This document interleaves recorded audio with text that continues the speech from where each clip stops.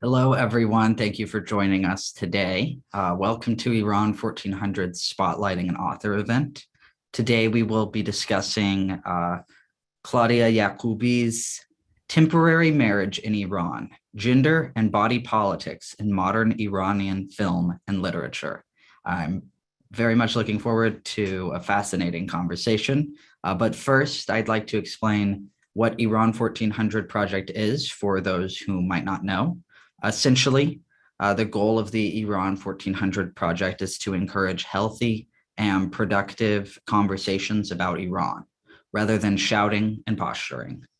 The project hopes to make a constructive contribution to better understanding Iran and aspires to better interpret Iran's past and present in order to more accurately perceive what Iranians themselves consider for a viable future. So, Dr. Claudia Yaghoobi is a Roshan Institute Assistant Professor in Persian Studies and a Persian Coordinator in the Department of Asian Studies at the University of North Carolina, Chapel Hill. She holds a PhD in Comparative Literature from the University of California, Santa Barbara, and her main research subjects include Persian literature, Iranian women question, minorities in Iran, contemporary Middle Eastern literature, diasporic literature, literary theory, and gender and sexuality studies. Before we begin, we have a few remarks from our communications manager, Tabby. Thank you, Sydney. Dr. Yaghoobi, on behalf of the advisory board and the team at Iran 1400 Project, we thank you for taking time out of your busy schedule to be with us today. The Iran 1400 Project's mission is to foster a greater understanding of Iran's history during the past century in order to promote an informed conversation about Iran's future. We are honored to have you with us today to share your research and insight on the Iranian experience, and we welcome you again. Back to you, Sydney. Thank you, Tabby. Before we begin, I will explain the format for the audience. So Dr. Yaghoobi will present her book for about 30 minutes, and after that presentation, we'll have about another 30 minutes for a Q&A session. So if you have any questions, you can keep that in mind during the presentation as you prepare for the Q&A session. And y'all can ask those questions either in the Q&A section of the Zoom, or you can email your questions to media@iran1400.org. We have a quick teaser, and then we'll begin.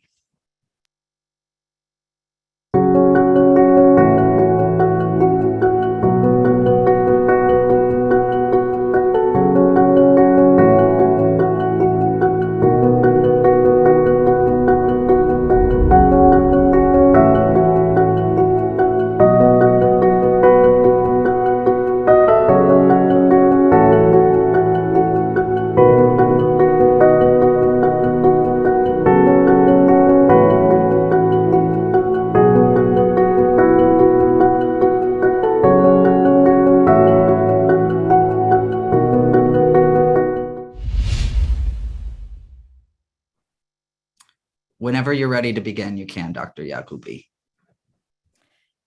Thank you so much for your kind, introduction, Sydney. I would like to thank Iran 1400 Project for their kind invitation of me here. And of course, my dear Tabby and Vari and Sydney, I am very delighted to be here, and I thank all the participants for listening to me today. I will talk about temporary marriage in Iran. My book, here's a PowerPoint.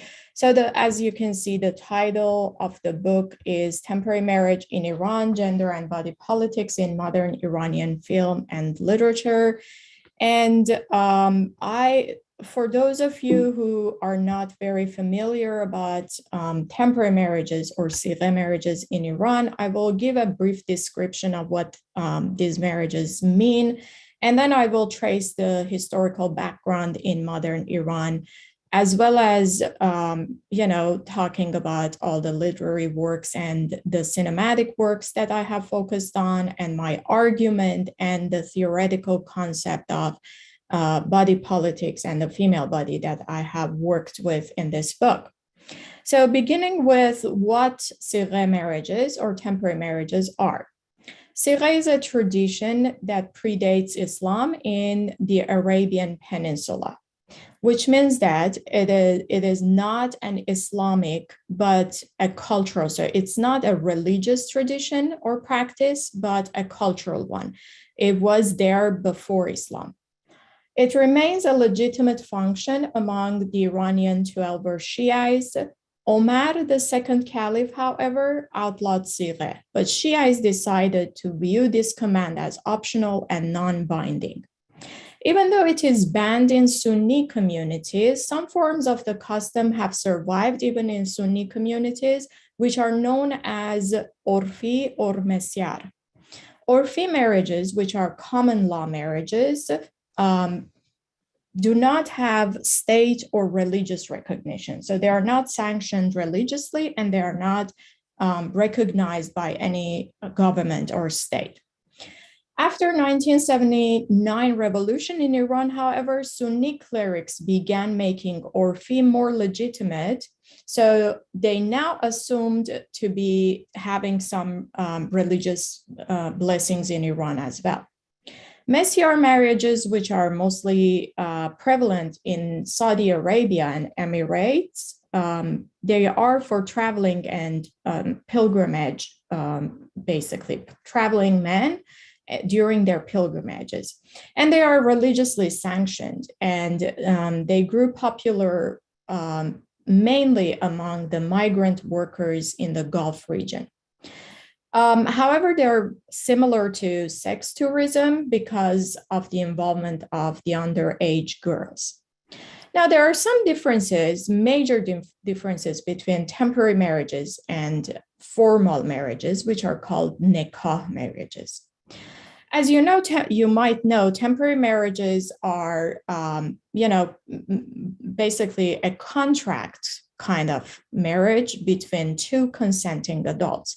They don't necessarily require registration or anything. They can even be performed verbally. So in this contract, which can be verbally or written down, the duration of temporary marriage is important because it is not a formal marriage or nikah marriage, which lasts until, death parts them.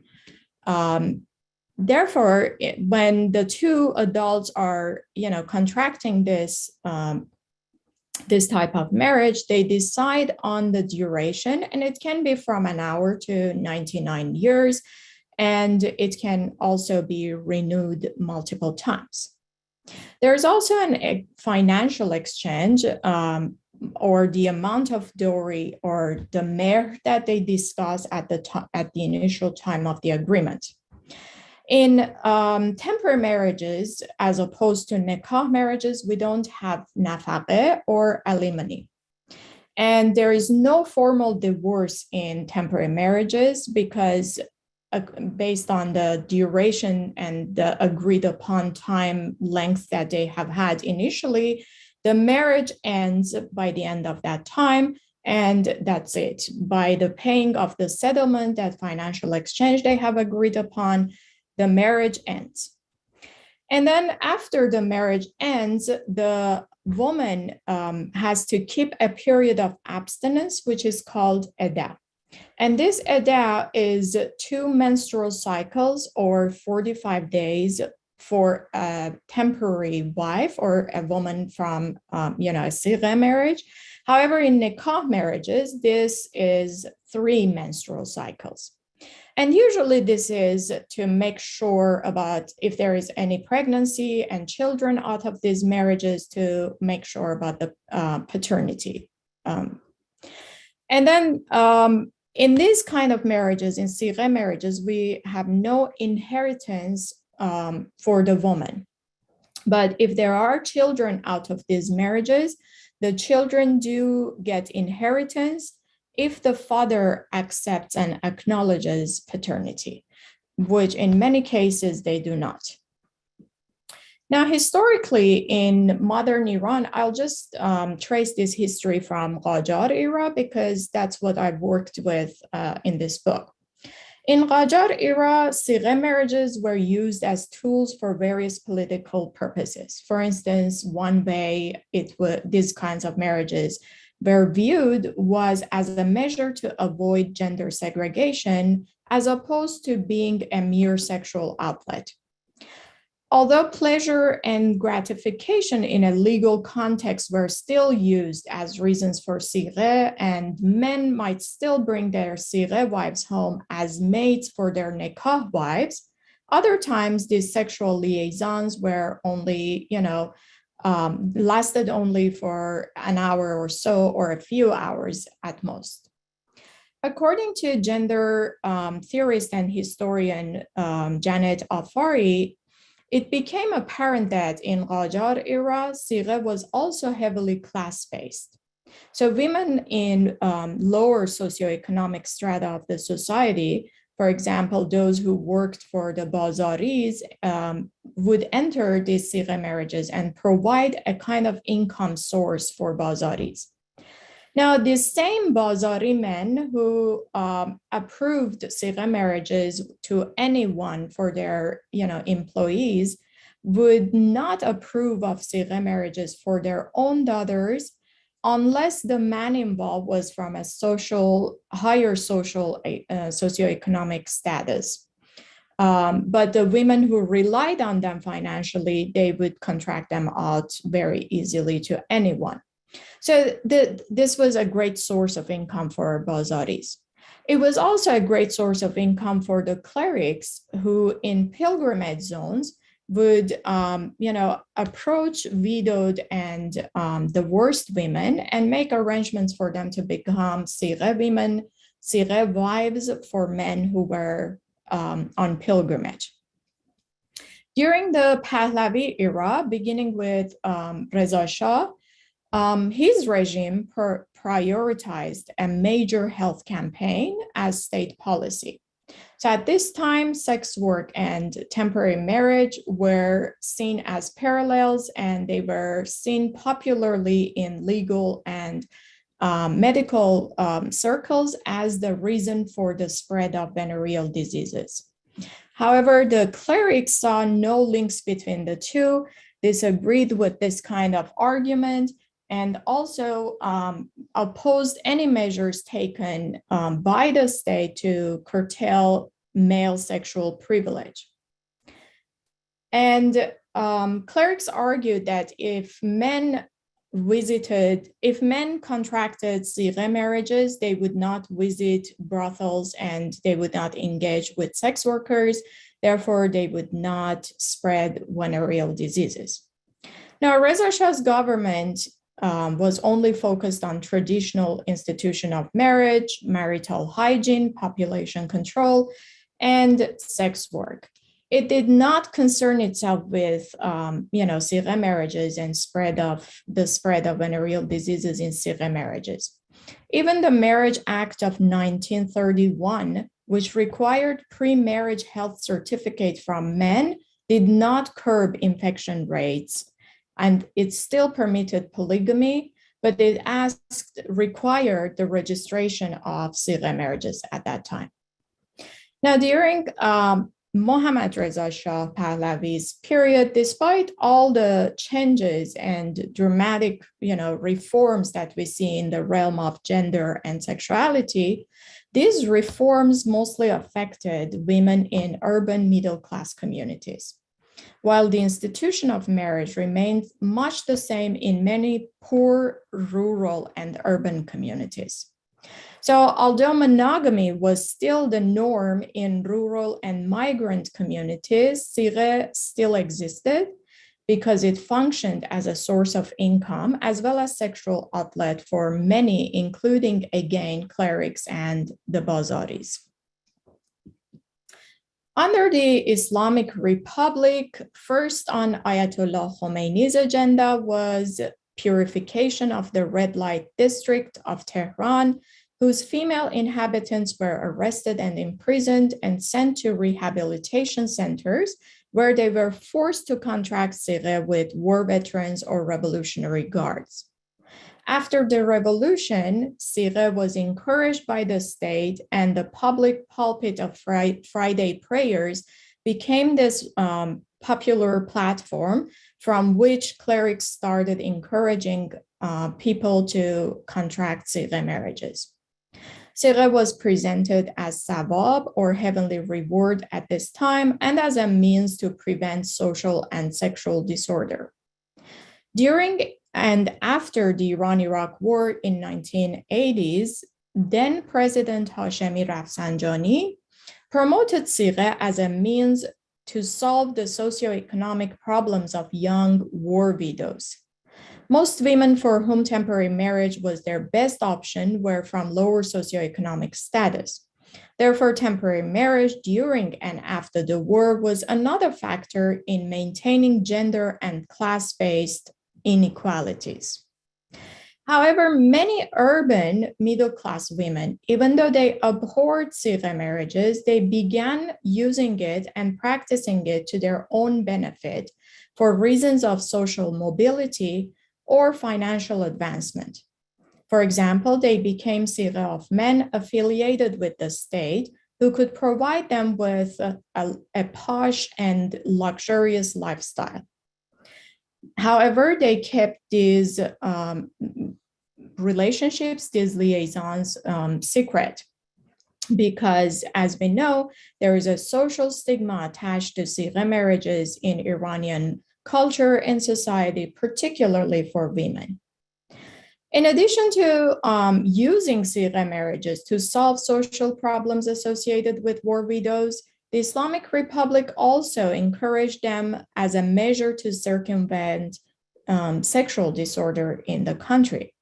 So some young men and women began practicing it to their own advantage to circumvent, the restrictions enforced by morality guards locally.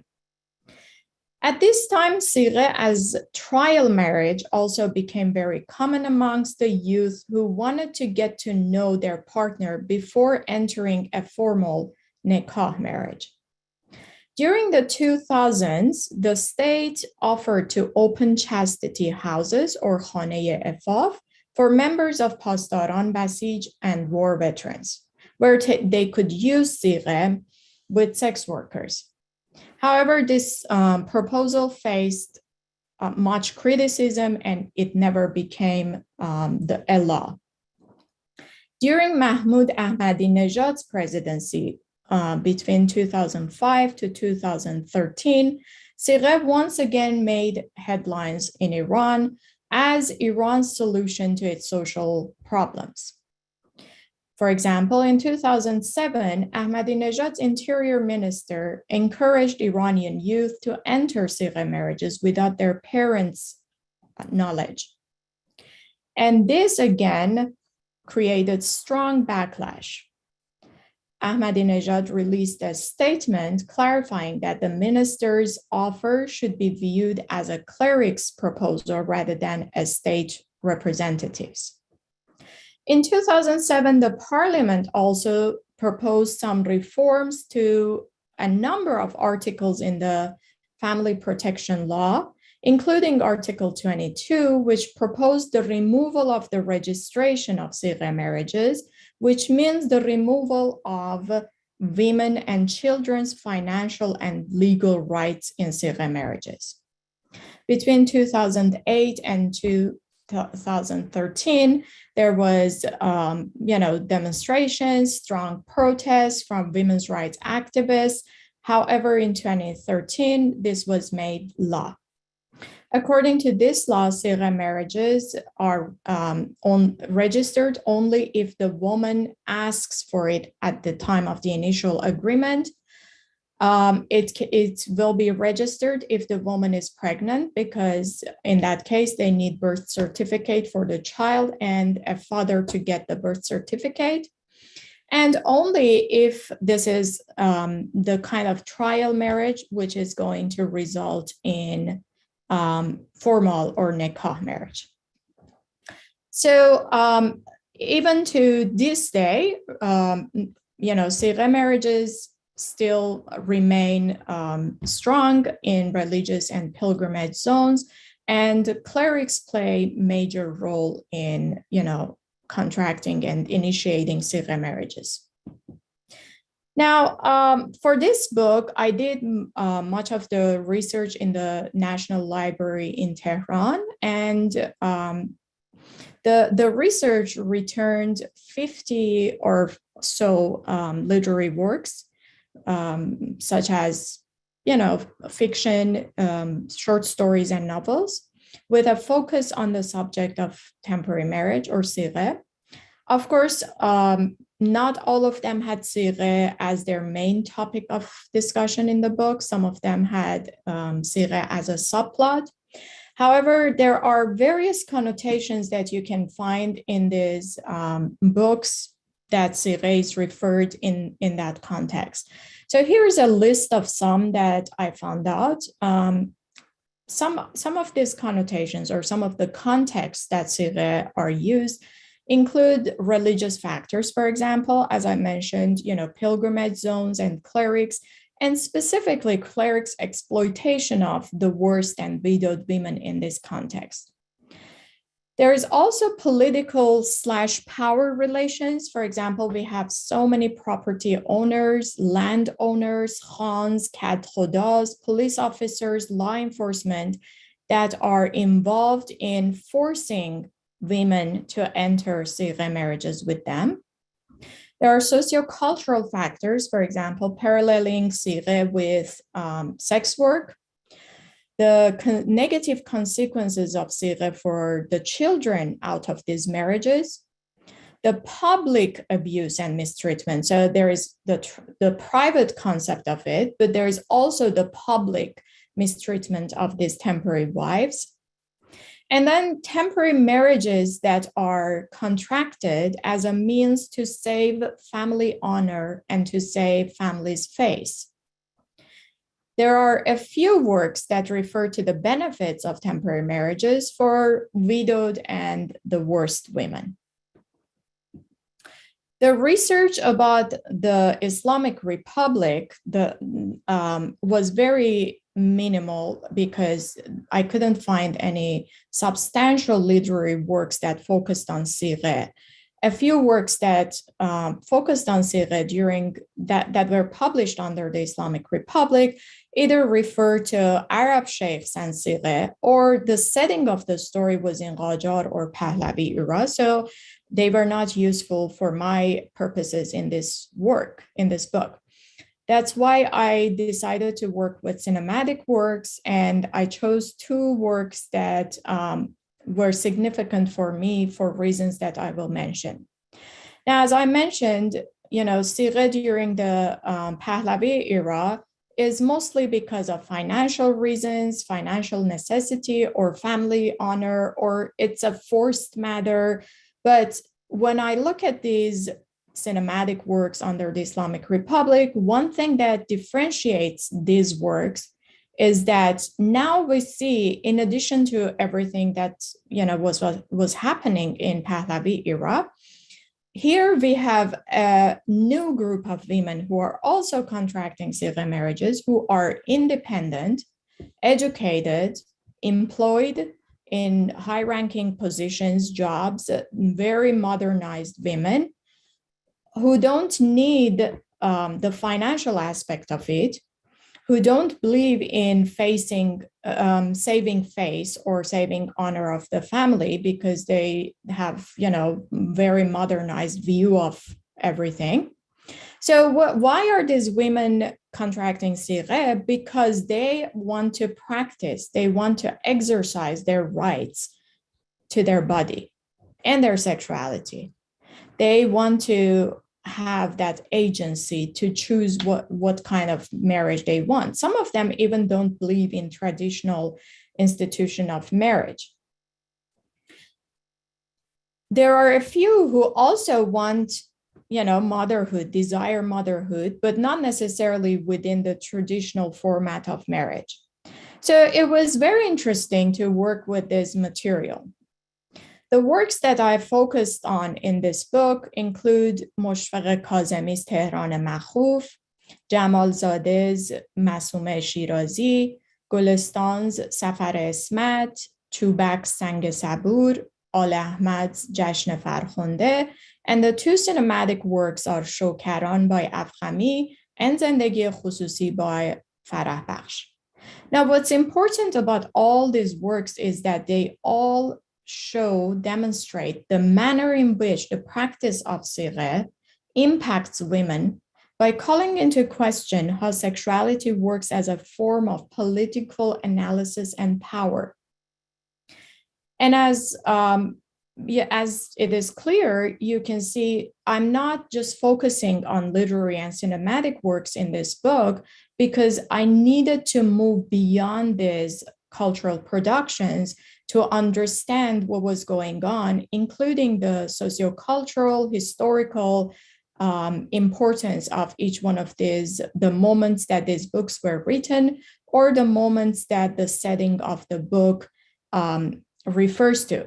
So because of that, the historical background beginning from, Qajar era was very important, which is believed to be the emergence of Iranian modernity. And Iranian modernity is tightly interlaced with notions of a female nation, homeland, and mother Iran, whose purity and chastity is intertwined with concepts of male honor. I have a passage here from, the esteemed gender theorist and historian Afsaneh Najmabadi, who refers exactly to what I'm talking about.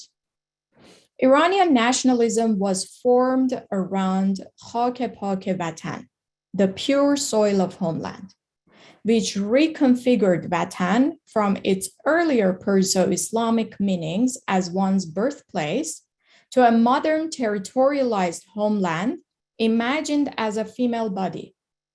So now the importance of this passage and the importance of this concept is that beginning from, the Qajar era, we are dealing with, all these leaders in the country, political leaders in the country who are incompetent.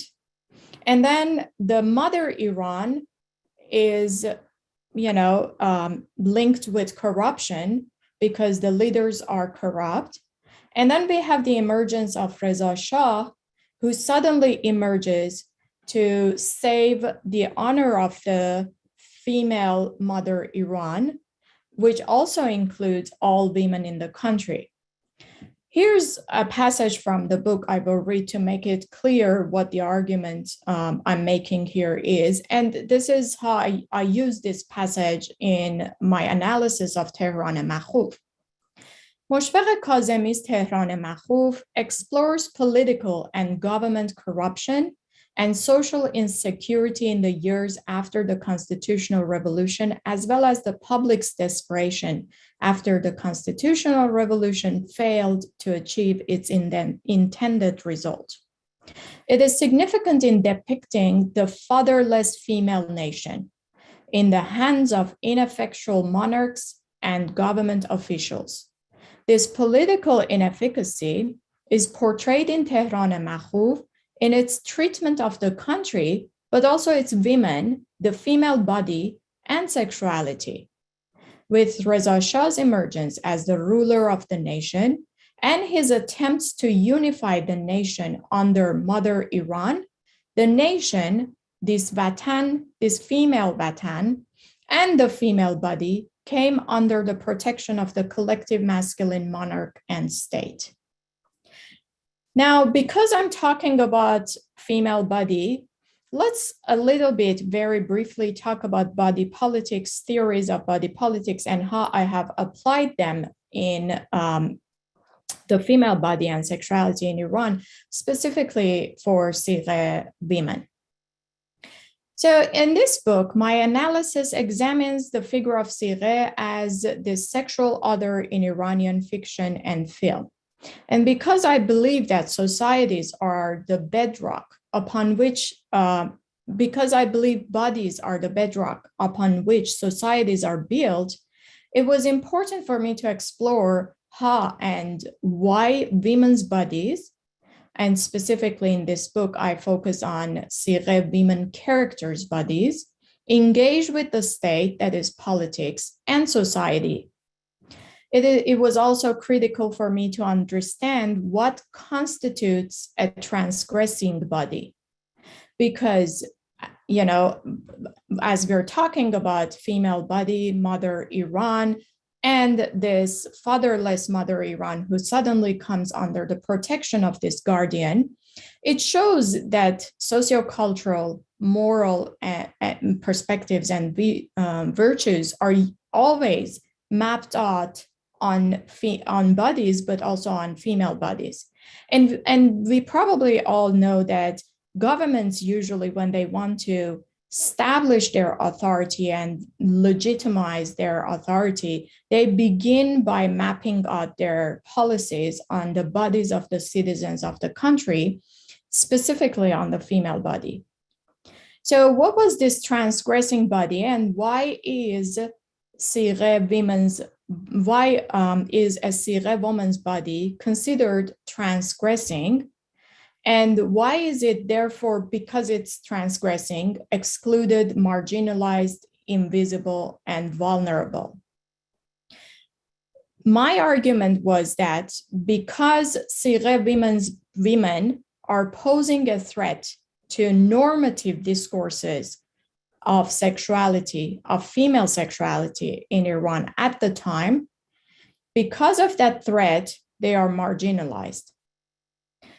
However, this creates a duality that was very interesting even for me to realize as I was working with this text, the cultural productions, is that the simultaneity of the invisibility and hypervisibility of sigheh women's bodies.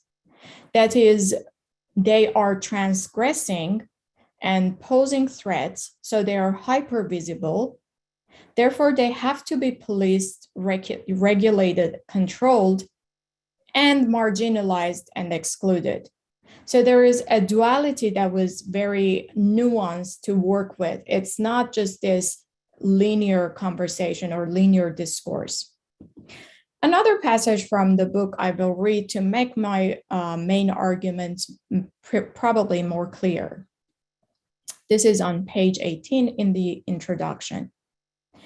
While this book shows that the female body is an embodiment of sociocultural, political, and historical possibilities that are part of the regulatory discourse of the larger power structure, it also highlights the fact that the female body has agency. Despite the fact that female characters are portrayed as invisible, liminal, vulnerable, and often stigmatized, especially in the case of sigheh women, they are simultaneously depicted as exercising a certain power by occupying a significant space in the social imaginary of the dominant Iranian culture. It is through this dual position that they disrupt the standard narratives about Iranian women and their sexuality. So sigheh women pose threats to the status quo, hold power over men, and create anxiety over male sexuality in Iranian society, even while they themselves are marginalized and subject to violence. Thank you so much. And I am happy to answer questions and listen to your thoughts and feedback. Thank you for that fascinating presentation, Dr. Yaghoobi. I very, very much enjoyed it. And to remind the audience, y'all can post your questions in the Q&A section, or you can email them to media@iran1400.org. And while we wait for those questions to come in, I have a few of my own. So, could you elaborate more on how sigheh marriages are justified in Shia Islam today? Because what I find most interesting, and I'm just an outside observer, but I would have not guessed that the government of the Islamic Republic would have allowed sigheh marriages. So what is their justification, and does that bother any Muslims? Do they think that it should not be a part, or it should not be legal under Islamic law? So as I mentioned at the beginning, sigheh marriages are not, I mean, the background, the historical sigheh marriages, they are cultural practice. We even had this in, pre-Islamic Iran. And as I mentioned, it's a pre-Islamic practice. So there's nothing religious about it. It's mostly the clerics in different time periods, and specifically after the Islamic Revolution under the Islamic Republic, they have created a religious umbrella sanctioning sigheh marriages, considering it as heavenly reward and all of that. And mainly after the Islamic Republic, it's been because we have different types of sigheh, obviously. The kind that I discussed in this book was the sexual type of sigheh.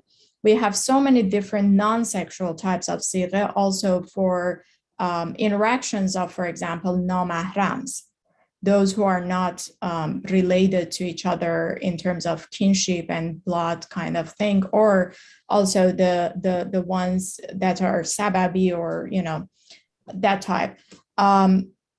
Under the Islamic Republic, because we've had the gender segregation, that's another element, that's another factor that has caused the Islamic Republic to sanction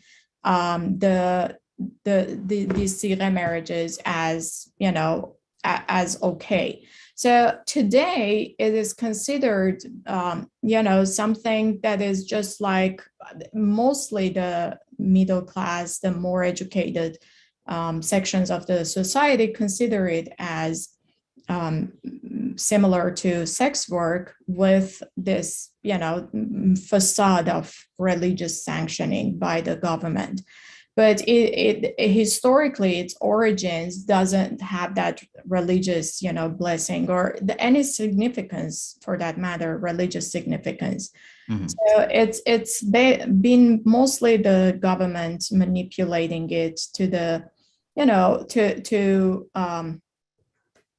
tailored it or kind of fit into their purposes. And I know there is a comment here about the sigheh marriages with a young baby boy. Yes, that's one of the non-sexual sigheh types that Dr. Shahla has extensively discussed, all of these types of marriages, which I have benefited also for my book. And I briefly refer to them in the first chapter of the book. But my main focus has been on the sexual type. And I'll read that comment out loud for those who might be watching from YouTube.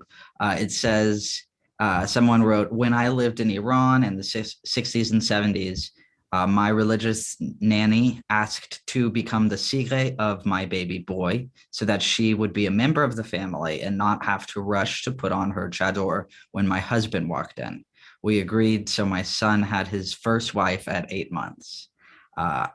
I think that is a very interesting story that that your son, now probably an adult, could tell. So thank you for sharing that. The next question, how has the attitude towards sigheh marriages evolved in modern Iran? Did it parallel with changing attitudes towards women's rights and empowerment? One of the major things that has happened in Iran over the past 40 years, and I'm sure most of us know this is common, perception or knowledge at this point, that women are highly educated today, and women are very, and that's a huge difference from, the Islamic Republic, women under Islamic Republic than under the Pahlavi era. And because of that, one of the major differences that we're seeing, at least in cultural productions, is that women might enter sigheh marriages, but not for the reasons that we would see other women from, the lower socioeconomic strata of the society would do previously.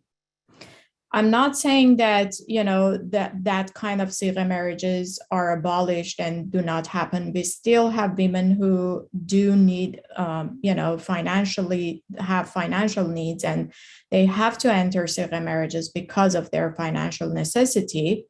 However, we have this additional group of women who might manipulate sigheh to their own benefit. Now, very recently, with the cohabitations, the white marriages, and all those discourses that we are probably aware of,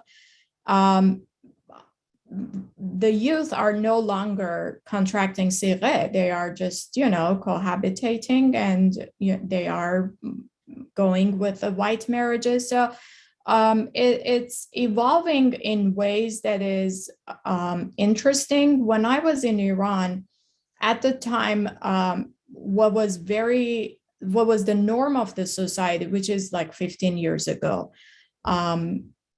was that if a couple were dating in terms of like similar to Western dating, and they wanted to travel, or they wanted to, be free on the streets of the society together, they could, and most of them, they would do the contract, the sigheh, so that the morality guard would not harass them.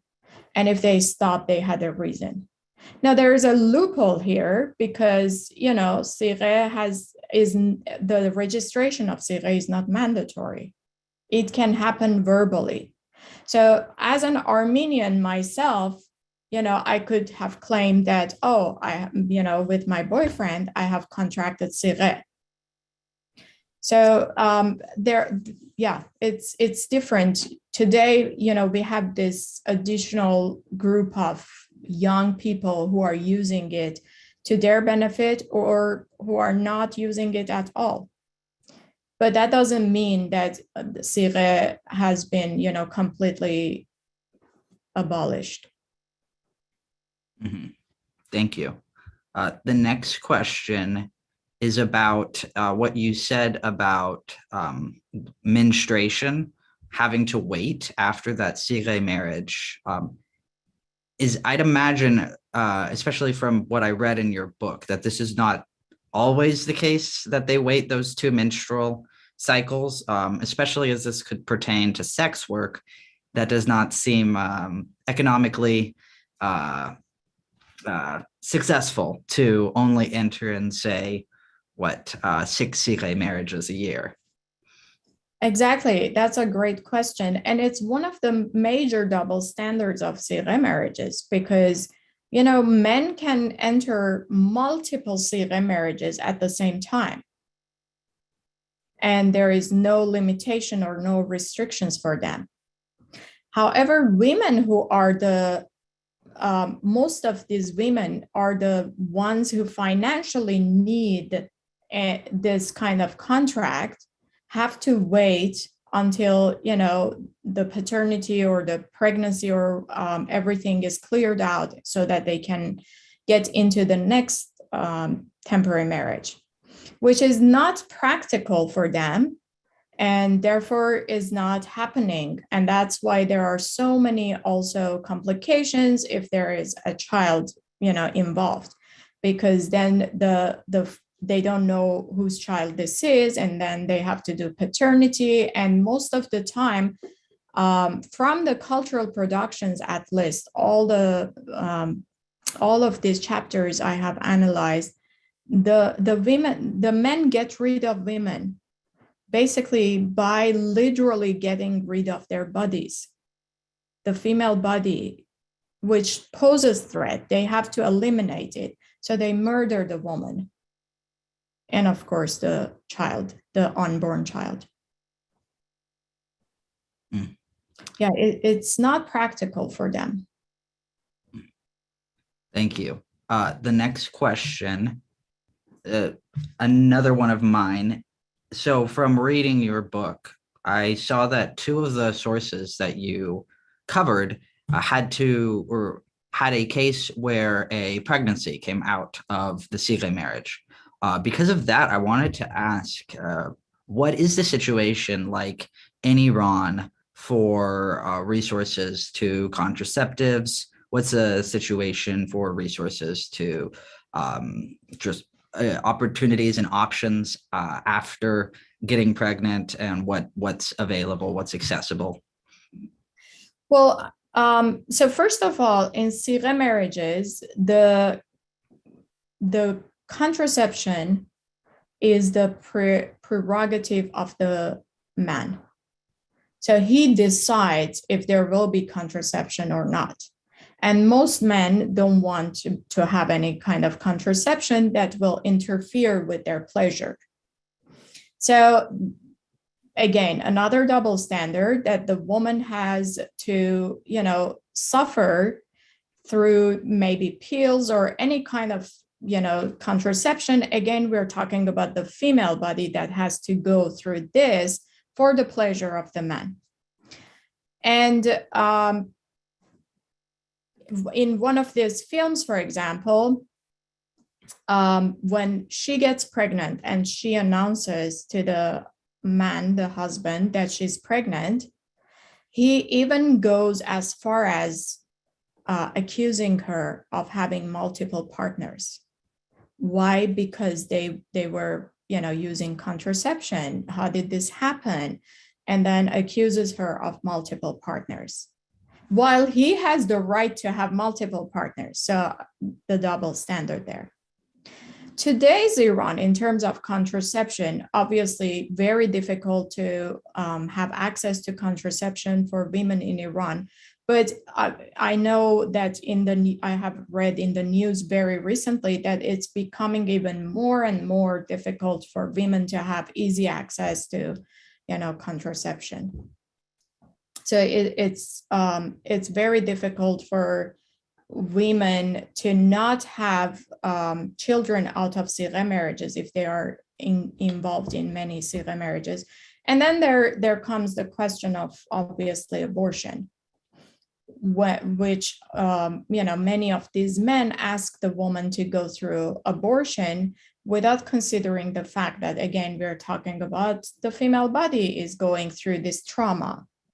So many of these women do not want to go through that. Many of them plead with these men that they will only want the birth certificate so that they can keep the child. They don't even need financial help or assistance or anything. But the men do not want to, they want to maintain their reputation, their nikah, wife and family, and the traditional structure that they have in society. Mm-hmm. And if they do, if a woman does have a child, what legal rights are there in terms of, can they get child support or things like that? I mean, if the father doesn't acknowledge paternity, the woman cannot even get a birth certificate for the child. So beginning from there, if there is no male guardian, what we talked about, the male guardian needs to come here and protect this woman and her child. If there is no male guardian who will accept to be the father of the child, there is no birth certificate. So that child is is basically not registered anywhere. So there is that cannot have any legal rights. So in that case, there's nothing that can be done. And there's just no birth record. Are they able to somehow, does that affect enrolling this child in school? Does that affect their legal status in all things, or are they able to see what they can do from there? No, all of those points that you made, there is no social acknowledgement of the existence of this child. The child doesn't have, cannot go to school, cannot purchase any property, cannot do anything, cannot travel. If you have seen Iranian birth certificates, it's like a small notebook with so many pages, and the fathers and mothers' names and all information are included in that. And if there is no father, obviously you can't have this, birth certificate. And for everything you do in Iran, you need that. Obviously, the past 20 or so years, there is also a kind of carte milli, or kind of national identity card that Iran is prescribing to the citizens, which doesn't necessarily have the names of the parents, but it requires the birth certificate for the office to give you that card. So again, there is no way of circumventing or going around this legal part of it. And that's why many of these women are basically in the middle of a very tragic situation, that have to let go of their child, or most of them don't, and they end up dead. I mean, in the cultural productions. I'm not talking about real life stories here. I'm just talking about what I have read in the novels, stories, films. Thank you. We have a question from the audience. Do non-Iranian Shia men from Kuwait and Iraq travel to places such as Qom for sigheh while on pilgrimage or business? I mean, I don't know for sure, but I would assume they would, but they don't even have to travel to Iran or Qom for that, sigheh marriages. Yes, Qom and Mashhad are major centers for, these pilgrimages and sigheh marriages, but I don't think they necessarily have to travel to Qom and Mashhad, because sigheh, as I mentioned, even in Sunni communities, is being practiced in other countries around the Persian Gulf and, the regions there.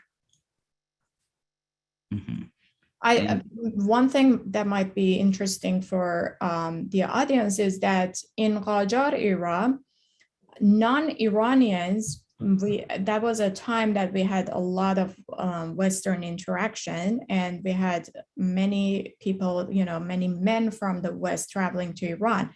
So they would contract sigheh marriages also, but interestingly, which I don't know how and why, I just know that this is a historical fact, they would contract sigheh with Armenian Christian women.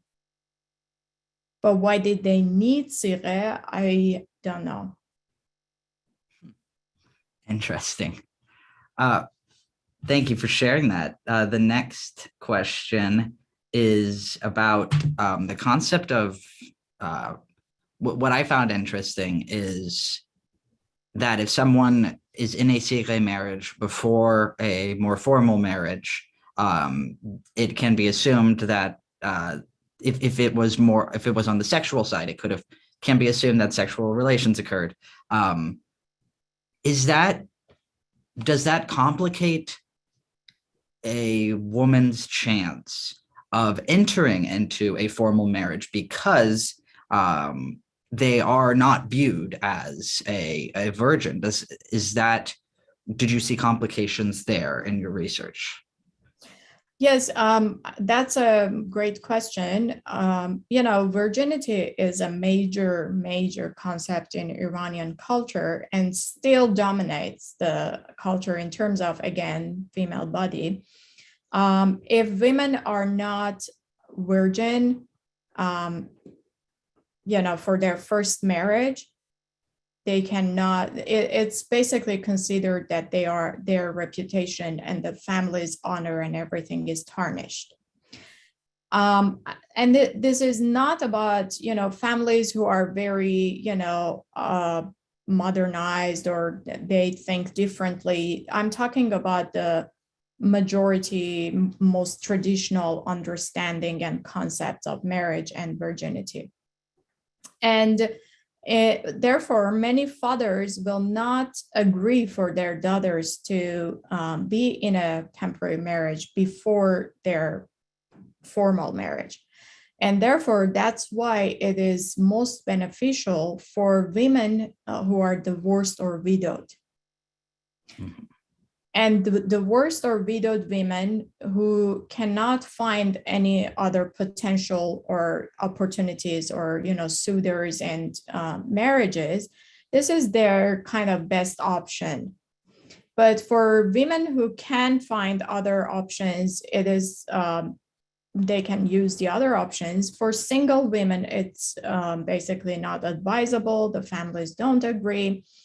Now, this is another double standard of the practice, which is the fathers who don't agree for their daughters to get into sigheh marriages, they themselves easily do sigheh other, young girls. So that's another, there's so many loopholes and so many double standards in sigheh marriages. Mm-hmm. Yeah. Thank you. Looks like we have another question from the audience, or perhaps a comment on why Muslim men had to sigheh Christian women that Dr. Yaghoobi said she did not know. The reason, I think, is that it is a, quote, religious requirement for Muslim man. Do you have any thoughts on that? Yeah, thank you, Mr. Jalali. I actually mentioned that these Western European men who were coming to Iran, and they are not necessarily Muslim, but they do contract sigheh with Christian women in Iran. So that I couldn't understand why, because both partners are Christian. Did the governments, require it, or what was going on, or was it some kind of, trend? Thank you. The next question has to do with how one perceives sigheh marriage, and it seems in your book that you provided several examples, but like you said, there was not a ton of literature about it. So because of that, I was wondering how you think the average Iranian's views are formed on sigheh marriage. Because of a lack of resources, does that mean that this might be informed more from just their real life experiences with people they know who have entered in sigheh marriages? Or do you think that the media does play a large role, or perhaps the press plays a role in forming the view on sigheh marriages? So in the first chapter of the book, I cover a little bit about this question, if anyone is interested in reading it. There are some quantitative research that I used, not my research, but I used and cited them, which had been done in Iran very recently about this question. The media, the government obviously encourages sigheh marriages, and the government, the state uses the media to, encourage it. And it's kind of a propaganda or something, especially during the Iran-Iraq war, it was, and after. But the average Iranian has heard about sigheh without knowing or having any deep understanding or knowledge of its stipulations and consequences and legal matters and all of that. So this research, there were two specific research that had been done, and I tried to, analyze them. But they had interviewed people, women who had entered sigheh marriages, and many of them admitted that they had no idea before entering sigheh marriages. They just entered because they thought it's a heavenly reward, or because someone in their family had, and they were familiar with the concept, so they thought it was okay, or they were in need of, financial need, and however, they didn't know about the exact, practice and how it is perceived in the society, or how it is accepted or not legally in the country. Do they have any inheritance? What happens to their child? No knowledge of those things. Mm-hmm. Very interesting. Thank you. The next question is, what, in your research, what did you find the most interesting? Did anything really stick out to you or surprise you? Or did you generally find that things were as you suspected them to be? Much of what I already knew, I basically saw in the cultural productions, because I have lived most of my life in Iran. So even I was proposed by my colleagues to contract sigheh with them, with my Muslim colleagues in Iran. So it's kind of a concept that, as I say, it captures Western imagination, but also it dominates this Iranian social imaginary. The imagination of the society has some kind of, understanding, fantastical understanding of sigheh, including myself. I had no idea about all these details before I started the research, but I had been, offered to enter sigheh marriage with a colleague when I was teaching back in Iran. I was a professor back in Iran too. So I knew about it, all those things. I knew like from the media, from, TV programs and shows. I had seen like the characters get into sigheh marriages, or they keep it secret and they don't want the first wife and the nikah family to know. They're, saving the reputation of the man, and then this poor woman with the children out of the marriage. Those things I knew. But one thing that was major for me, major realization was, the trend of more educated, independent women using sigheh to exercise their agency, mm-hmm.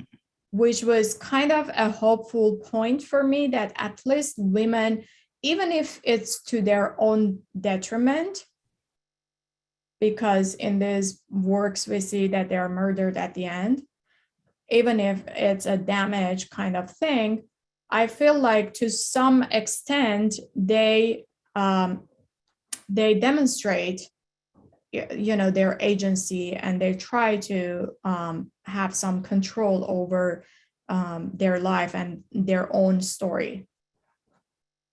Mm-hmm. On that note, and I believe this might be our last question. On that note, from what you've read in your research and in these resources, as well as your understanding of just Iranian public perception on sigheh marriages, do you have any suspicions about where the future, what might be in store for the future in what might be in store in the future for sigheh marriages. Are there like groups advocating for any recognize new recognition for this, or a different perception of sigheh marriages? Are you seeing it being talked about in new ways? Do you have any? I know this is a very this is not a factual question, but more your own suspicions for what the future holds. But I am curious. So you're asking me, so if you ask me, I'll say sigheh marriage will never go away. And we're seeing that it has been there since, pre-Islamic era, thousands of years. And there's a reason for that. There's a reason sigheh marriages have survived, because they are advantageous and beneficial for certain group of women. Now, the manipulation of sigheh by states, by those in positions of power, is something else, which I think women's rights activists have been trying to raise awareness about, including the focus on registration of sigheh. So registration of sigheh is one major thing that will help the woman with raising awareness about, if you want to get into sigheh marriage, that's okay, but make sure you register it. And that registration can shield the woman and their potential child later to some extent. Sigheh marriages, to me, even in today's Iran, are dominantly practiced in the more traditional families who believe in its religious sanctioning. As I mentioned, more of the more educated, urban, middle class part of the society and the youth are moving towards, the simple cohabitation without any sort of contract, and white marriages. Yeah. Mm-hmm. Thank you. I know I said that might be the last question, but after I did, a few questions came rolling in. Do you have time to answer just a few more questions? Yeah, great. Definitely. Perfect. All right. The first is there any truth that Mohammed supported sigheh, recognizing his troops' sexual needs, and wanted to discourage prostitution? Also, that in a sigheh marriage, the child will have legal parentage. Thank you. There is no clear, reference that the Prophet Muhammad has sanctioned sigheh marriages, but obviously, religious people, clerics, the Islamic Republic use a specific ayah from Quran, verse from Quran to justify sigheh. So that's that. Mm-hmm. What is the next question? Next question, again from Jalaluddin Jalali, is why would modern women need sigheh to exercise their power? It seems that they would be beyond this phase. Right, and great point. Thank you for allowing me to clarify that. The modern women that I mentioned, they need sigheh in the works that I looked at, need sigheh specifically because their partner, the man, is a religious man. So he wants sigheh, not necessarily they want sigheh. They just agree to go with it. Mm-hmm. Great. Thank you. I think that's all the questions that we have. Thank you again, Dr. Yaghoobi, for being with us today. The Iran 1400 Project really appreciates your time. To the audience, if y'all enjoyed today's presentation, please do go out and buy Dr. Yaghoobi's book. Again, it is titled Temporary Marriage in Iran, Gender and Body Politics in Modern Iranian Film and Literature. It's published with Cambridge University Press. Additionally, if you enjoyed the Spotlighting an Author event, we do have 2 more coming up next month. On April 8th, we will be talking with Ali Mirsipasi about his book, The Discovery of Iran, Taqi Arani, a Radical Cosmopolitan. And on April 15th, we'll be talking with Ali Fatullah Nejad about his book, Iran in an Emerging New World Order, from Ahmadinejad to Rouhani. As well, if you found the specific topic that we talked about today, sigheh marriages, interesting, we do have a few resources, not on sigheh, but on temporary marriages. You can check out Dr. Rasul Nafisi's video on the Iran 1400 Project YouTube page, which is entitled Creeping Modernity: Changes in Family Patterns and the Rise of White Marriage in Iran. If you're also on that YouTube page, you can find the talk that we had at the Middle Eastern Studies Conference, where he also touches more on that. And as well, if you're new to the project and you'd like to stay in touch with us, you can find us at Iran1400.org. We have content in both English and Farsi in the form of articles, videos, podcasts, and events like the one that you just attended today. And we generally talk about ideas and institutions within the last 100 years of Iran. We've talked about things from women's issues to identity to education and much more. And if you scroll to the bottom of our page, you can put your email there and you'll be subscribed to our email notifications and our newsletter. And lastly, you can follow us on all the social media platforms at Iran 1400 Project. On that note, thank you for joining us. And again, a big thanks to you, Dr. Yaghoobi, for the fascinating presentation. We really appreciate your time today. Thank you. Thank you.